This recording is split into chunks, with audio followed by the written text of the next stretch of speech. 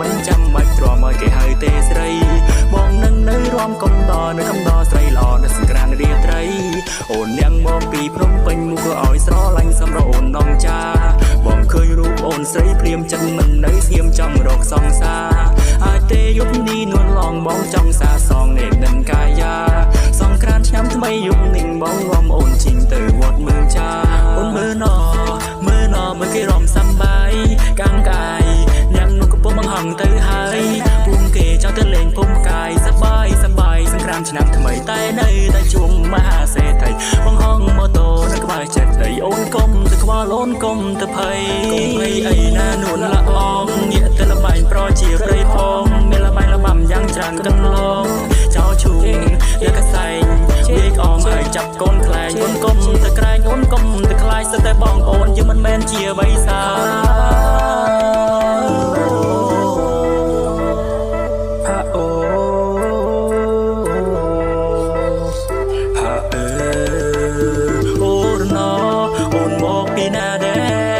បងជាកូនខ្មែរแท้ប្របីណីមិនចេញកាប់ចាំងមិនក៏វាមរញ៉េរញ៉ៃបើអូននាងប៉ាតៃបងនឹងសុំម៉ែទៅចូលស្ដីអ្នកមកពីភ្នំពេញមុខក៏ឲ្យស្រឡាញ់សម្រាប់អូននងចាបងឃើញរូបអូនស្រីព្រាមចិត្តមិននៅស្ងៀមចង់រកសង្សារអាចទេយប់នេះនួនអងបងចង់សាសមនេបនឹងកាយាសង្ក្រានឆ្នាំថ្មីយប់នេះបងនាំអូនជីងទៅវត្តមើងចាអូនមកពីណាស្រុងខ្មែរគេរំណាពីដូនតាចង់បានអ្វីក៏ដោយឲ្យតែអូនត្រូវការស្នេហាបងធ្វើតាមអូនទាំងអង្គគួរតែបងនាងគឺជាកន្លោះស្មងបងស្មងលើកន្លងលើដីព្រោះតែបងនាងគឺជាកាំងវៃ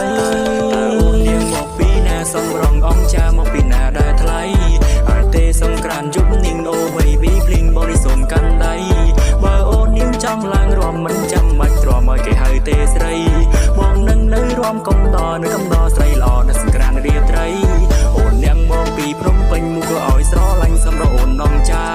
បងឃើញរូបអូនស្រីព្រាមចិត្តមិននៅស្ងៀមចង់រកសង្សារ